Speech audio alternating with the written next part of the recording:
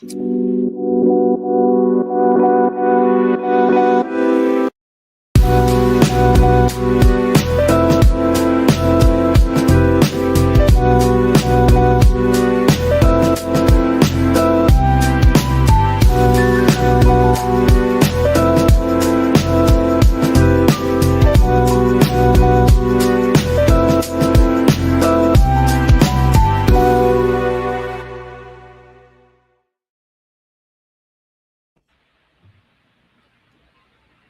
hello, hello.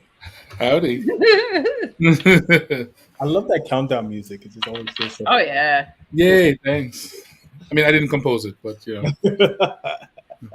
but I put the little video together. Yes, and we love that. Yeah. Hmm. How wanna do? Well, I'm all right. I know what you guys are. I don't know how it's up there. Jamaica we're officially in hurricane season, so there's kind of like an overcast heat. Okay. So it's like when the sun is up, it's hot, but you can explain to yourself it's hot, the sun is up, but it's overcastish sometimes, and then And it's still still hot, and then sporadic rain, and then the place gets boiling hot. Oh my God, yeah. So I remember. we're not having a European heat spell, so I guess that's good. Well, we've been going through that here, not European, but we had a few days here where it was like super hot. There was like heat warning. It was like in the triple digits last week. It was like 111, 118 or something like that. And then it got cool again. I think today is in the it's in the 80s now. So yeah, it's definitely been much better. Yeah. Thank God. How's Hotlanta? Hotlanta. I just got it. I've only been here like 2 days. Before that, I was in Baltimore. Okay. And so I got some of that those triple digits. But it's nice. Atlanta's nice. It's just it's always so green. And I accidentally planted some. You accidentally planted what? Squash. Accidentally, you say? Yeah, like I was using a raised bed as a kind of compost thing. And I had a squash that went bad. Like I let it sit too long before I cook it. So then I was like, I'm just putting all the things in this thing for the compost. Next thing I know, squash. Squash is growing. Is this the spaghetti one? Okay. Yeah. So I saw 2 of them out there already. So, that's very cool. That's cool though. So hopefully no animals like deer and shit eat. Oh yeah, they'll come for the things. How often are you in Atlanta? This summer I'll be here for like off and on, like weeks at a time. Okay. Yeah, which I'm cherishing every moment. But I'm getting ready to go home, Florida. Okay. For a family reunion. Yay, and sometimes nay, but yay. Yeah. It's gonna be fun. It's gonna be fun. I'm heading up to England for a family reunion this summer as well. Sweet. In Nephew, right before I go to Ghana. Oh, yeah. I didn't get any of these invitations. Listen. Not one mouth open up to say. So what's happening in Ghana? Nothing. Nothing. The fulfillment of a lifetime dream. Okay. I just decided to say, I played around for many years and wanted to go, and then I said, okay, you're going to do this for your 40th. That came and went and didn't happen, and then so I didn't even think I was going to go this year, and then I had done some consultancy work and all of that, and money came through, and I said, yay. You know what? I'm going to go. And then by a chance, a friend of a friend, messaged me and was just like, hey, I'm planning this thing. I have linked up with a travel agency and there's an itinerary. Boom. And I said, did somebody send you? Wow. I had no conversation with this person that I wanted to go to Ghana. Wow, that's amazing. Yeah. Very cool. And I was just like, well, there you go. So. Well, it seems like there's a positive Duppy whispering in somebody's ear. I think so. Speaking of the Duppy. Bringing the Duppy in, yes. Very nice. So we are officially into the first couple chapters. Yes. Yeah. Anywhere moving between chapters 2 through 8. Okay. Anyway, we're moving before that. Yes. I'm loving this book. Yeah. I really am. Yeah. Although I had to buy the Kindle version because I bought a hard copy, but now I can't find it. So I had to buy it. Oh, there is a hard copy available. I didn't even know that. Yeah, man. Yeah, man. There's Yeah. And now it disappeared. there's no audiobook though. Although I used Kindle and do the speak function. Like you can have it speak. You Oh, I didn't know that. can highlight the text and say speak, and it'll speak what's highlighted. Yeah. Oh, I would absolutely do that because On your laptop though, not on your Not on your devices. phone? Yeah, not on Okay, your phone. that sucks. Yeah. Because a lot of the time, how I've been able to get through the books that we have is legit when I'm driving or just doing stuff around the house. I find that really, really helps. Yeah.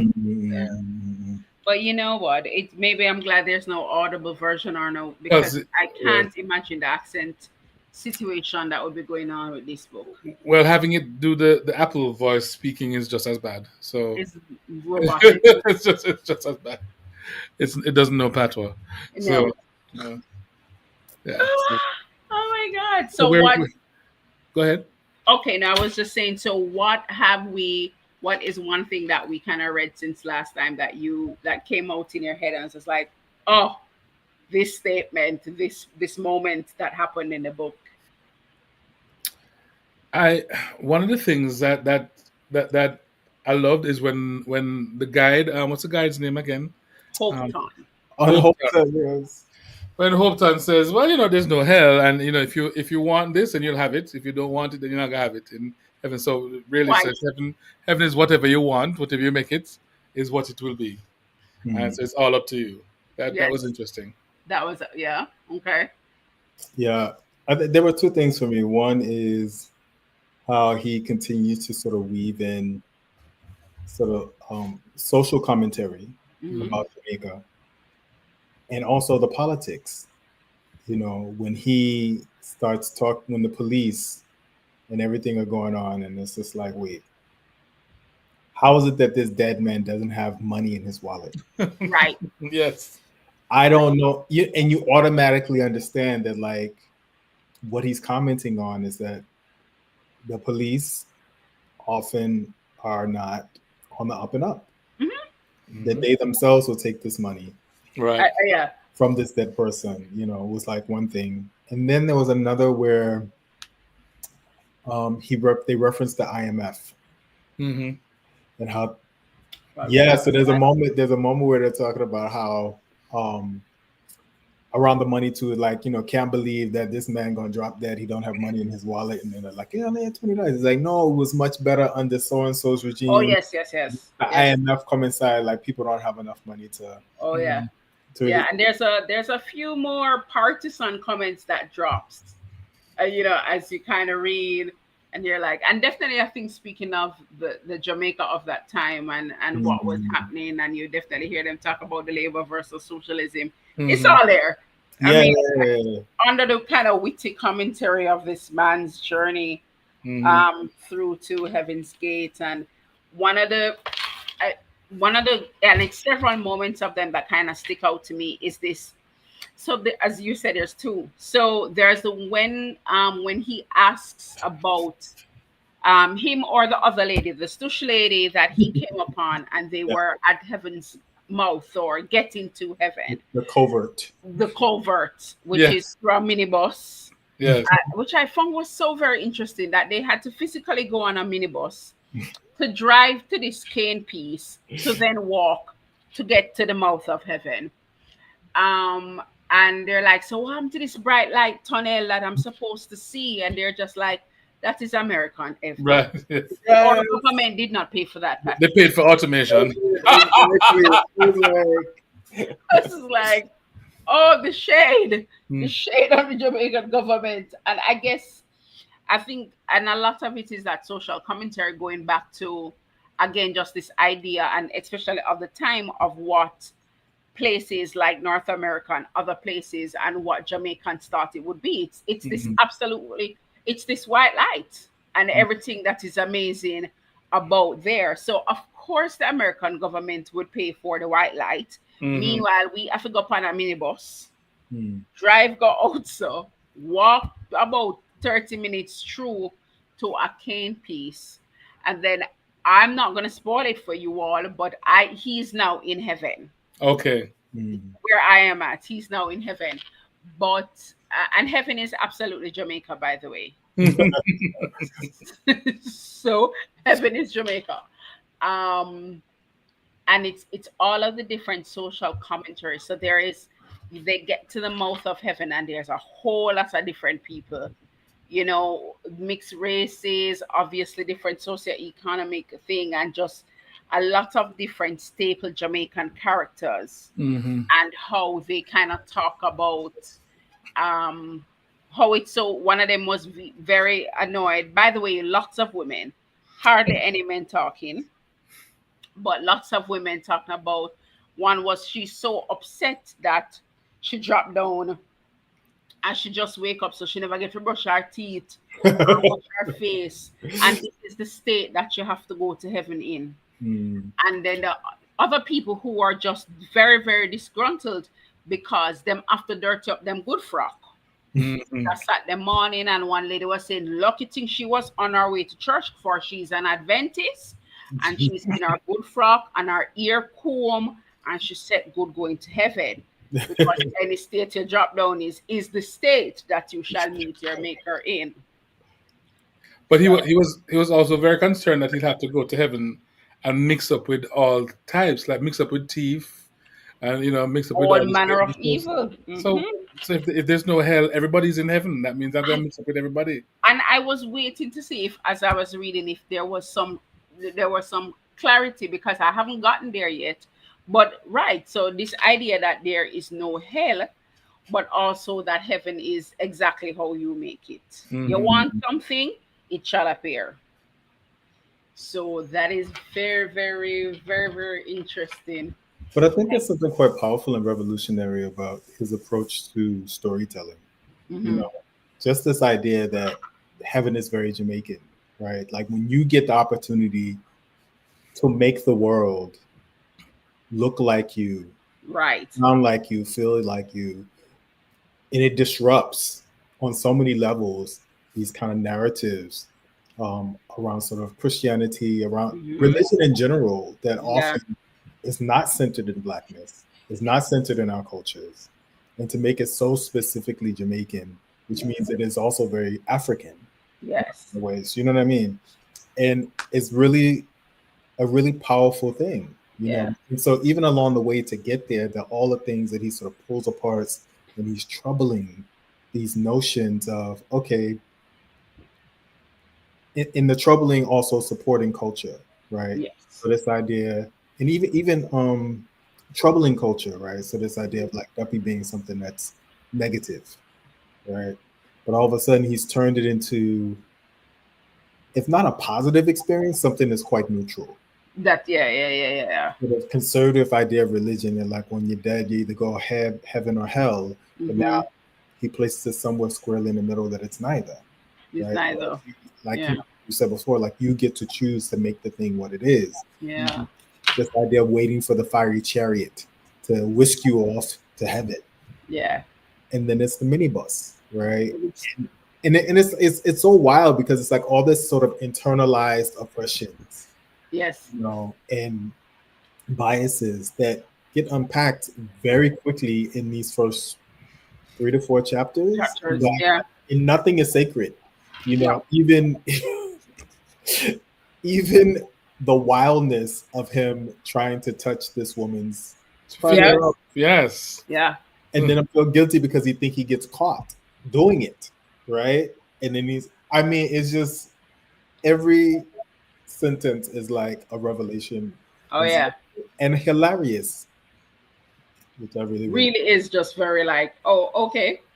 Yeah, you're like, okay. And just as again, it's that constant use. And I'm wondering if, and I mean, I know this book it takes place in Jamaica, not way ahead of my time probably, but just even the constant use of the same word that we were talking about, and this nigger, and I'm just like, is it a way in which was it said so much? Did we use it in our regular vernacular so much? And maybe we really did, or maybe kind of adults have a certain kind of state and place used it a lot, and it's just Mm-hmm. it's description in the mundane, you Mm. know, with them nigger people, yeah. No all nigger can tell me like there's a kind of a little bit of a I don't want to say constant use in it, but very, very regular use. Yeah. And I'm saying to myself, and it transported me even to America and how then when they use the A word in regular life and in a way when you think about non-black people and they listen and by no means trying to be racist. And I can very much imagine that they would say, "Oh, but there's nothing wrong with me saying the word then because it clearly doesn't have that sting because they don't even use it in a derogatory term. They use it in everyday what's up, just as a greeting, as a hail. I mean, also disparaging as well, but the kind of the normalizing of the word, and it really stuck out to me. It's descriptive of Mm-hmm. almost everything in the culture at that time.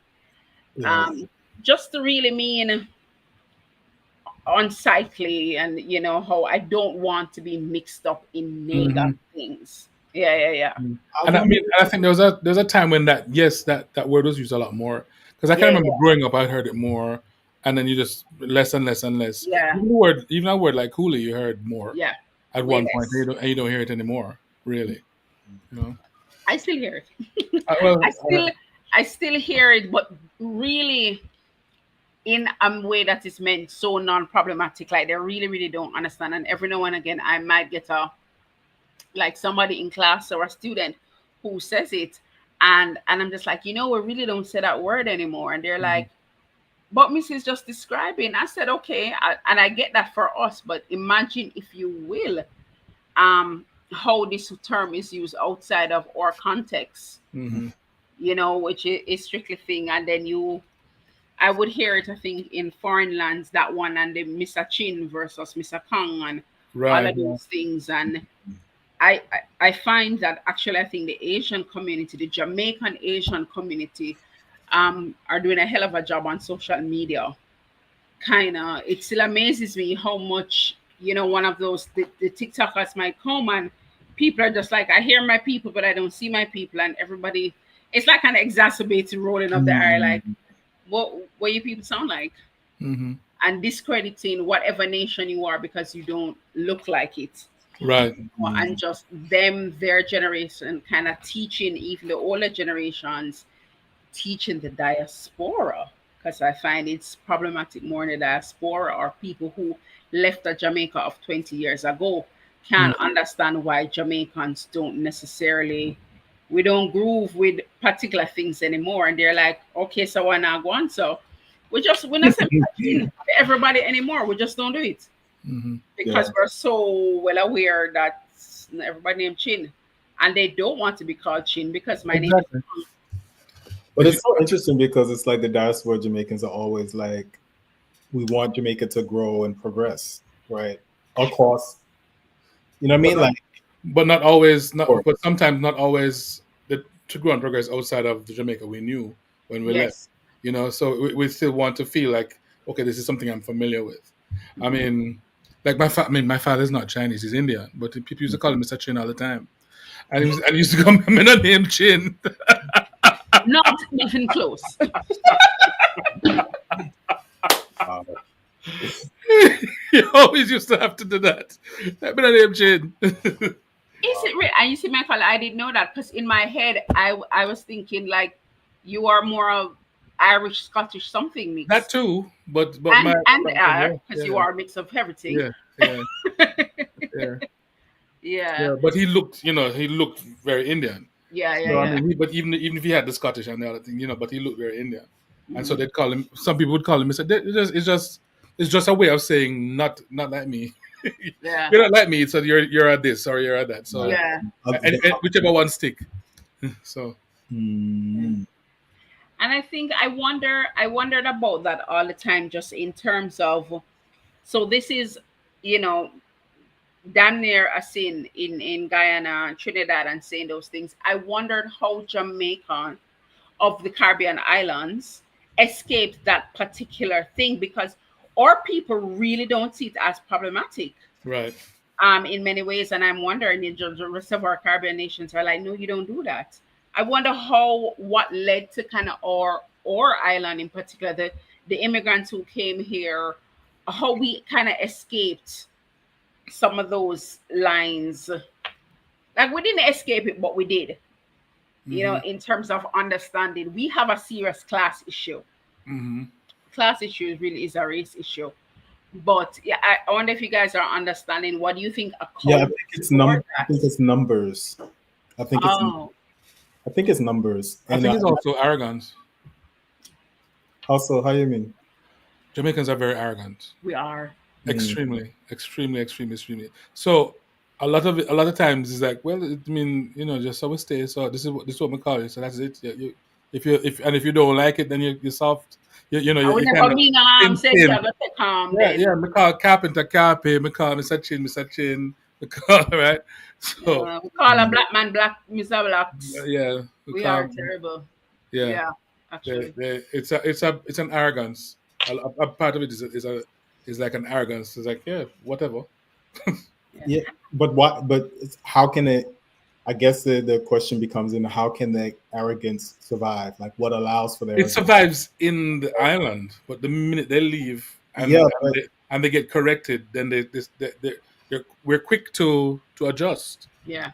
Yeah, but I think it's about numbers as well, because I mean, when you think about some place like Trinidad, right? The Hindi population was way bigger. Way bigger. Like there's you can't. And so many people, like, this is also part of their families, right? So I think it's the numbers and the level of integration, which is like another thing. And so where I find Trinidad to be very fascinating, because even if you just kind of look at culture, music, food, language, if you took out the Indian part of the African part, Trinidad doesn't exist as culture, right? You know, I guess, yeah, correct. Just it's not possible. You know what I mean? And I think that, and I think Guyana is a different story. I think Guyana is also about geography. Okay. Yeah, no, Guyana's You know, there was even a TikTok thing happening the other day about is Guyana Caribbean, and we're like, we're not gonna go there. It's Caribbean. Who came up with this? Did you? Huh? They're like, I think I remember there was somebody going, okay, so great, you went to geography class, but you did not go to history class. Right. But I think that they were able to sort of create a thing. Right. And I think in a bit more of an, I don't know, feel like an undisturbed kind of way. You know, had a bit of distance from the colonizers for a little while in a way that. You think so? Guyana? Well, I think that there's something about the way in which colonization happened for such a sustained period and divided people in very real kind of ways in Jamaica that doesn't feel like it's the same thing in Guyana. Because I mean, I get the sense that the Indian, like similar to, maybe I got it wrong, but similar to Trinidad, like the Indian population and the black population are still kind of separate. A little bit more separate, yeah. In Guyana, definitely more than Jamaica. I think so. And I think so. I do agree with you, Antonio. I think there is a number situation that worked for the negative and the positive, because the way in which maybe because there was less, we integrated more. And because there was more numbers in there, if they wanted to kind of keep a separate situation, they could. I mean, we still see every year when there's Indian Arrival Day and the flyers start to come out, which have become bigger in the last like 4 to 5 years. And I remember one of my Trinidadian friends coming to me and they're like, "Oh, I didn't even know that you all celebrated Indian Arrival Day in Jamaica." And I said, "Well, I tell you what, growing up, I don't remember it being a thing, and maybe it was, but like maybe in somebody's yard, and it was more insular to if you know, you know." Now it is a big celebration that happens in Clarendon every year. It has gotten bigger and bigger and bigger, Wow. and you see more and more Indo-Jamaicans coming out, as I think now recognizing that they are this culture within a culture. Right. And again, it probably is a numbers game, fueled by the fueled again also, yeah, a little bit by the arrogance and just a, a whole lot type of thing. And for many, I think for many years, just the Afro Jamaicans or the Black Jamaicans were what people only associated with Black, which is very strange, very very strange, because the more most celebrated, I guess, Jamaican that people still refer to is a mix of a white man and and a Black mother. So you're just like, you know, very Yeah. very stuff. But I tell people, I said, the Caribbean is that place that where class and race stuff is a very very interesting thing, again, because of colonization, and then what that led to, and then just being under British rule or Spanish rule or whatever for so many years. And it's the same thing, I assume too, because if I tell many people right now to picture a Cuban, you do not picture Afro-Cuban, which is strange. Yeah, especially since if you go there, it's mostly what you'll see. But again, it's because of the American, Yeah, the strength of the American narrative, and that colored with the Jim Crow, which persists is the word I'm looking for. yeah, Persists mentally, if not on paper, right? right. You know, so because a lot of the Cubans who have left are white Latino presenting Cuban, or yeah, yeah, yeah. or identifying, that that's mostly what Sorry. Yeah. you Hold yeah, on to. Yeah, exactly. And that's what Americans will promote. So as well, same thing with the Jamaican. It's like, oh, Jamaican dreadlock, African, but so a lot of the a lot of the more either Middle Eastern or white presenting, or the Asian Jamaican sometimes slip through the cracks and don't even get recognized as Jamaican. yeah. You know, Speaking of which, like, so in the book, in these explorations around class, how much has changed? Like, because this book was written when? that's A probably like in lot. the 80s. Probably, yeah. Check that first, Michael. You're a Let fact me let check me let guy. me, let me do it quickly. Yeah. Um, I think so. If not, like maybe on the border of late 80s, early 90s. Can't be has to be, or maybe even early 80s, 70s. It's I wouldn't say 70s, oh, but originally published 1997. Oh, 1997. That's what Does this it say says. where it's when it's set though? When it's let me see. No, 97 we weren't using that long. Well, you know what? Let me not say. I don't want to say that we said it like we were using 97. No way. We weren't using that language. This is set way, This way is back. probably set in the 70s or something. Yeah. Or I want to say it definitely speaks up to me, the author himself, in terms of Right. the Jamaica of his youth, or a Right. Yeah. Jamaica that he imagined. And Winkler would have been well up in age by 97. Mm-hmm. do you think he may have intentionally overused it in some ways as a sort of, Absolutely. as a commentary um, about the U.S. as well? Do you know what I mean? Like a sort of. I don't think it was a commentary on the US. US, I yeah. don't think so. Well, I I think it mean, was there's because I don't think it's interpreted the same as the N word in the but US. it's still. But if you're a reader Hmm. Mhm. who don't know, like I didn't know, Right. Yeah, yeah. every time I read it, I'm You having hear to the American I'm one? having to translate. Right, Mm. but that Read- is your I think that is your coloring and Frame. interpretation. Yeah. yeah, but I mean, but we always bring our whole selves to any sort of literature or any sort of anything Yeah, that we take well, in, and Yeah. yeah. so But if I'm I read it, like I'm saying, if I when I read it, I'm not saying that. yeah, Yeah. but I mean, but the question is just like often writers will write for multiple audiences, right? Depending on Yeah. the Yeah. exposure to different things. And I'm just curious about like if he's one he talks about um, the lead character's perception of what heaven would be with these nights in this death experience was based on television. Right. And often we could be like, oh, television as in a U.S. context, right? Because they have been really great at this sort of imperialist entertainment exportation, right? And that, because it's like, is in this one section where it's just like, he has to have used it like 50 times, like in like. Yeah, but it really, I mean, in my memory, it kind of was like, I mean, it's even in our folk songs. It's even in that, like, Solomon Grandpa God, it's like, if I married to a nigger man, that's it's in the folk song. Right? It's just something that was used, and in a lot of ways, it wasn't used as in a offensive way. Yeah, kind of very, as you said. I think he used it purposely, Antonio. I will agree with you there, or the overuse. And I think, as you said, what you as a reader bring to it is what you'll understand it. I don't know if it's a commentary in US, but rather a commentary on the Jamaica of the time. Exactly. And what is it's the same way as if we had seen him saying Puliman, Chinaman, right? Just exactly. in terms of how they used it. Now, to be certain, what I am certain of is that there is a way in which the term and the commentary is meant to be disparaging but not offensive.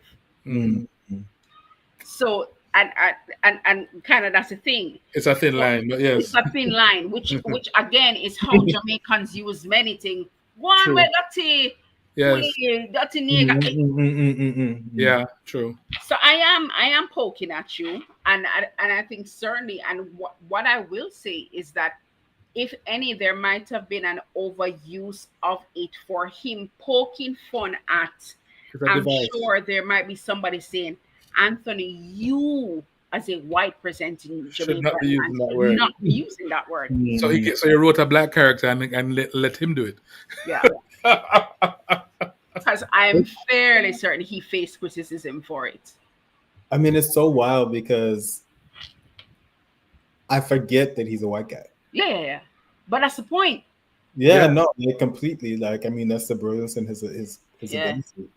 You know? And then I think where somebody maybe of Jamaican ancestry or maybe even Caribbean ancestry would forget, I think a non-Jamaican who read it it's far more likely to be at the front of their brain than us. Far more.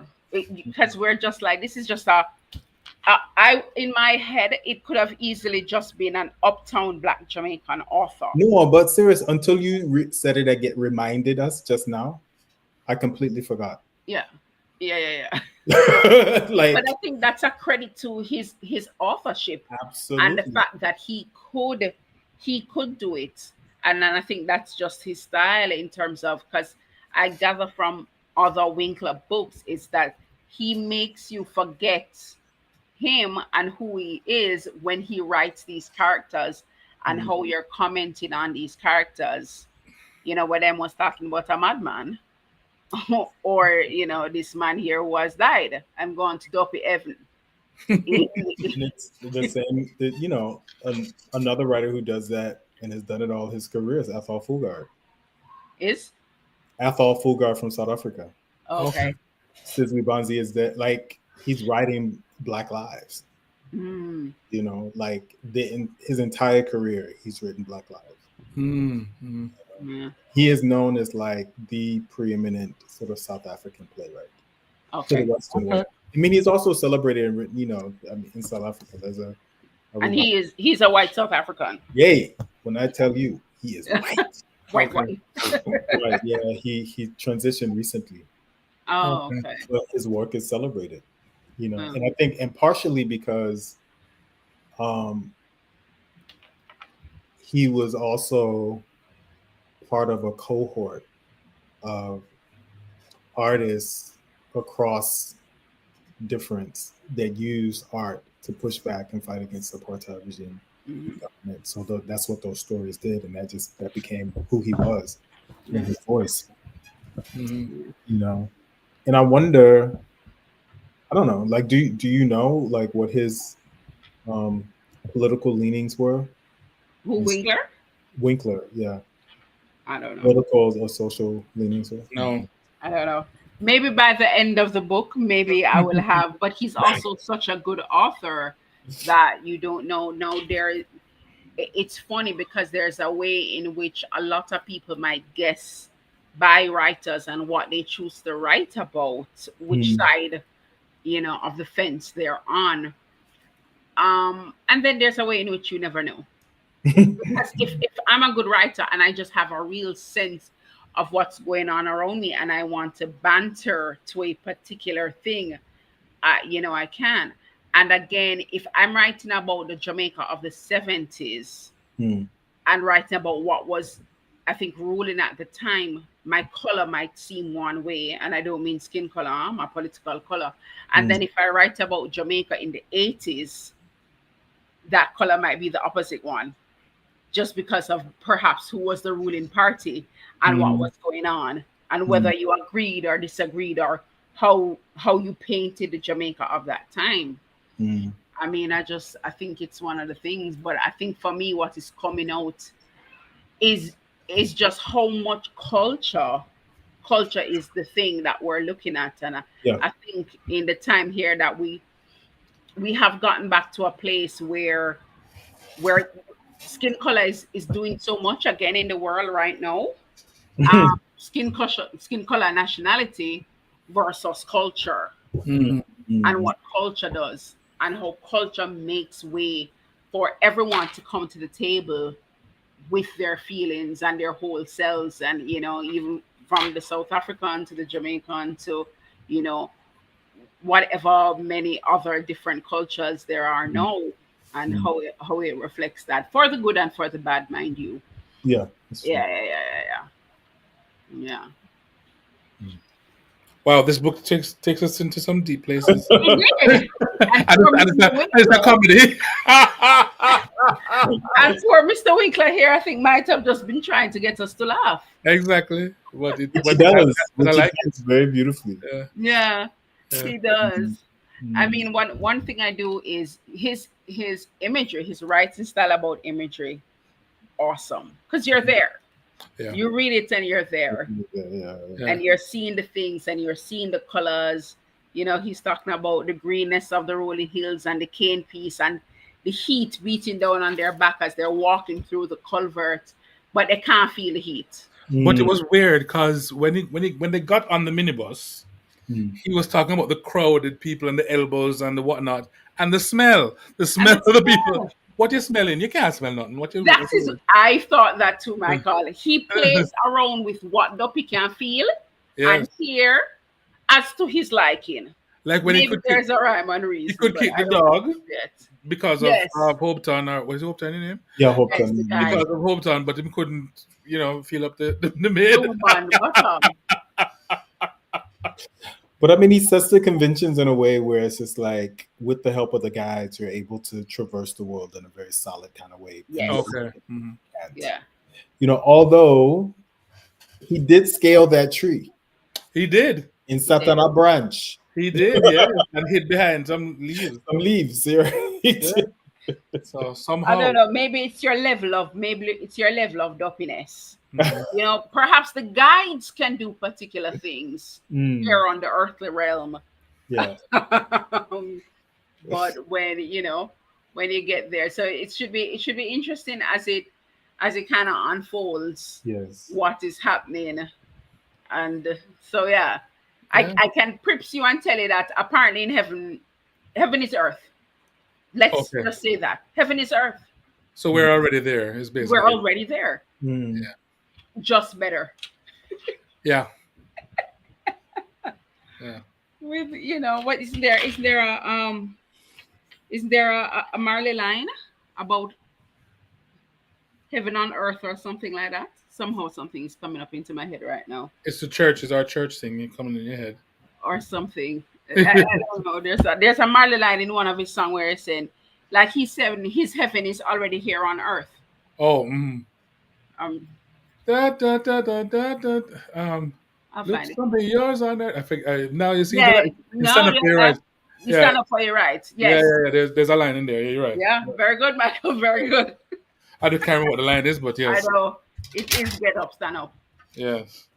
So now I'm gonna have to You will put know what your stand up. life is worth. You'll know that your heaven is here on earth. Something. Yes, Yes. Great.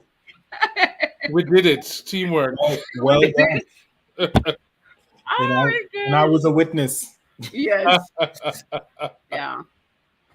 But yeah, there definitely is a way in which, you know, I was there thinking, I was saying, other than Lunatic, I don't know if any of his works made it onto like the CXC book list or school book list. And then Mm. I was there thinking today, well, for sure this one couldn't be on book list, right? Maybe sixth form literature, Maybe. Hmm. and then maybe college literature. It's too adult. It is really too adult, and I think it requires you, I think, living a lot of life, as in the reader living a lot of life before reading a Winkler, because Winkler will offend. There's so many things that you will offend and not understand and not get, with the fact that really this is, which I guess is the point of any type of real social commentary book. Mm. You know, it's living of life is required as the reader coming to, I think, this book, this author, like many of, which is why you're saying it is so richly and lovingly Jamaican and Caribbean. But I Mm. definitely see where it couldn't be on probably school lists, Hmm. sixth form, UE, and above, Yeah. because There's, that poor there's teacher, big people argument in there. So big PVA man, yeah. and it gets bigger in Yeah. FM. I want to tell you, it goes all the way there. All right. So, Yeah. I think, I think I said and it before, but I'm we're in need of being needing to be offended in literature. I think Yes, you did say that before. Yes. yeah, yeah. Yeah. This is, it's funny when you think about it, commentary, and I guess apologizing to any of the maybe even younger millennials or Gen Zs and below coming up after us. I think there's a way in which there can be an offense when older generations say, "Only too soft, only Mm. too soft, only too PC, everything is this." And then it's a way in which it's funny because they themselves believe themselves to be the most not Resilience. Mhm. resilient, the most not politically correct, because nothing offends us, but everything offends you. Yeah, because Mm. everybody gets a Mm. trophy. Yeah, You're yeah. Because all I winner. guess we're all winners.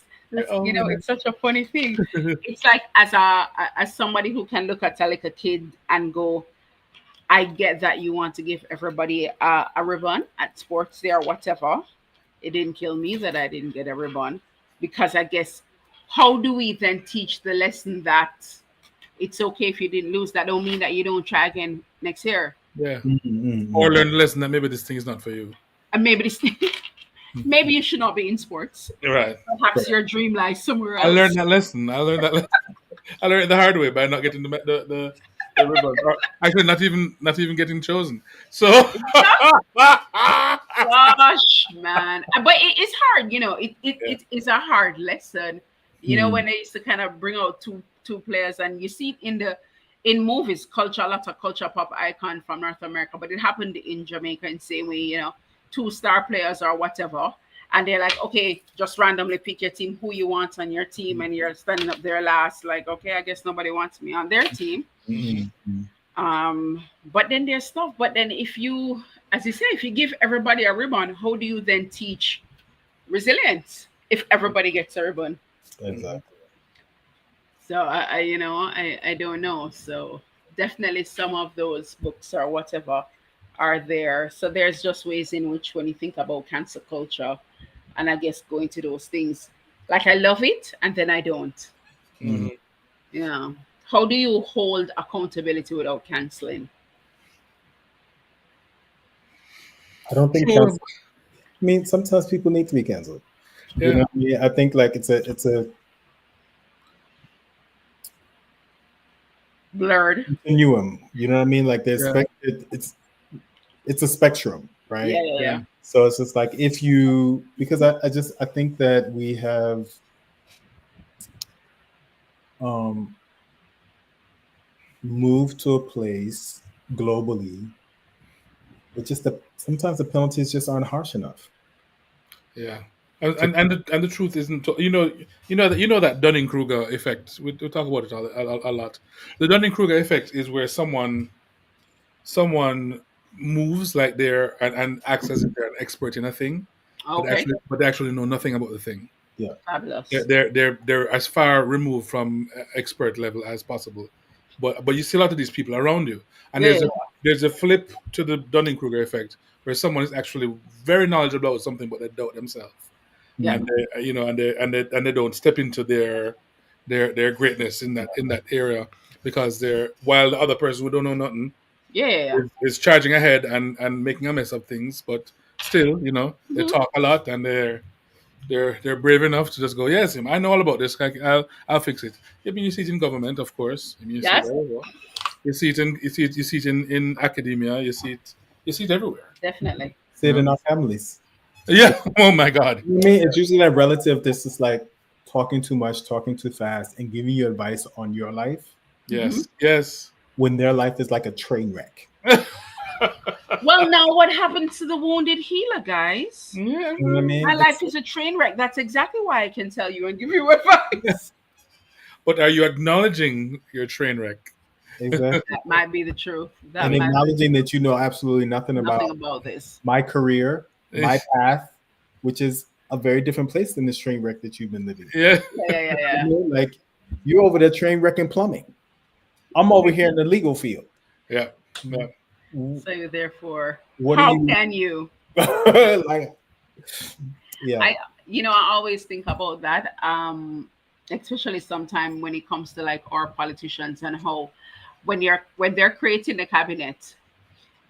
So for instance, did somebody who, well, I think it's funny because I think finance might be the only one that we actually take people who have had some financial background and make them minister of finance.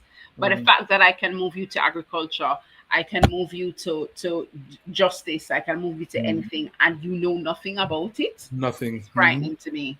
Yes. Yep. You know what? That used to frighten me. The thing that would frighten me even more is if you're somebody who doesn't know anything about the thing and aren't smart enough to hire people who know 1,000 times more than you do Yeah. Yeah. and trust them to do the work. And Yeah. then you manage, right? You know what I mean? Well, if you're a good manager, yeah. You manage and you learn Yeah. in the process because that can be quite beautiful for everybody. It is. And I guess sometimes it's the objectiveness that you may bring to a space. Because certainly if I am not a practitioner, maybe I'm a consumer. And from the eye of the consumer of whatever product or thing that you're selling, I can tell you how it lands on me as a consumer. Yeah. But I think it's something that I'm conflicted with.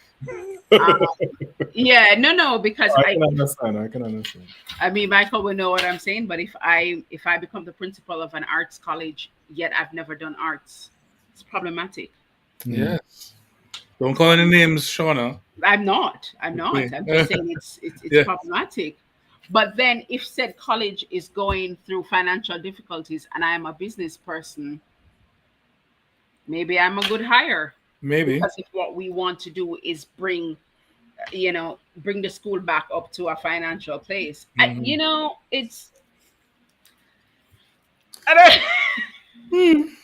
I don't know. Are you talking about EM? No. We are talking about people who have different perspectives on things. Oh, we're only talking about hypotheticals. We're talking about a novel. Yes. And instead of being a white man referencing the nigger land. So, or something. Or something. Yeah. But I mean, look at Winkler taking us all type of places. All types of places. And bothering, I can imagine deeply religious people being so thrown. And Listen. he speaks about it in the book a lot too, Yes. about, heaven definitely not being this place of milk and honey. Mm. Or rather, what do we interpret milk and honey? Because your version of heaven could be vastly different from mine. Yeah. And you might think I'm a troublemaker, Shauna. Even being a reverend, A I rev. love to mix up deeply religious people. I like to shake them up. I love Me too. shaking up deeply religious people. Just Mm. throwing things in there and going so they can go, huh? Mm, I've never exactly heard that. so. I never grew up with that. Really? Mm, You just believe yeah. everything you're told. You just believe it. Yeah. Everything. Right? But Okay. then also, I guess if you think about the ideal of Christianity, Jesus was a deep troublemaker. Big, big, big. Deep troublemaker. Yes. Mm. He, in fact, was sent to troublemaker. Mm. Mm. And so, and I guess that's what it is. And again, going back to the point where literature is supposed to throw you. It's supposed to throw Mm. you off. If we read and we read these type of things, then you wouldn't be able to create a book club talking about all the different things that just come to you when you're reading what then really is the point, Mm-hmm. and to shake up your culture Yep. and to be deeply critical of your culture as well. And to understand it even more deeply, because when you pick Yeah, it apart like this and you Mm. analyze stuff, I think you come to a deeper understanding of it yourself that you probably yeah, never had previously. So yeah, Yeah. it's cool. I yeah, mean, it's been very enriching for me in that way, being a Yeah. diaspora. yeah. Awesome. Yeah. Oh yeah, yeah, yeah. No, definitely. And I think sharing it with just different people, and that's kind of the point of Mm-hmm. having spaces like this where you kind of talk. And that was the point of having literature class. And that's kind of the point of any class. And so it really bothers, I think, teachers and are speaking from their perspective. Yes, that if I tell you to read before I come to class, there's a point. There's a point to it. Yeah. Mm. That this is what this is. This is what makes you want to continue to go on to learn more or read more. Mm-hmm. Is the fact that you could come with all of these thoughts. You know, yeah, certainly not a spoon feed No. thing. Nope. Not at all. At least read a little. A little bit. Oh, I mentioned before that we have a new addition to the book club, Quentin. I hope I'm Mm. hi, saying it Quentin. with the right accent. Quentin. But I don't know. I don't know how engaged they are, but it's still good to say hello and hi. They've I noticed them on the community side. There's a community section to this Yes. book club. This is just Mhm. the outward thing, but there's like a little group, a little community group where you can talk amongst yourself and share your ideas and that kind of things. And so Okay. Yeah. they've joined in that respect, and I'll kind of post these in that group, so at least Yeah. if they're not on now, they'll see it later. Mm. So welcome, Quentin. Welcome, Thanks for welcome. joining us. Yeah, bring more people. Please do. Yeah, Please do. Yeah. yeah. But I think we're good. I think Yeah. we did well. We did well. Tomorrow is what, the 4th of July in the US. Imagine So, so. Life is yeah, moving. Oh, 4th with of a July. heavy Wow. heart,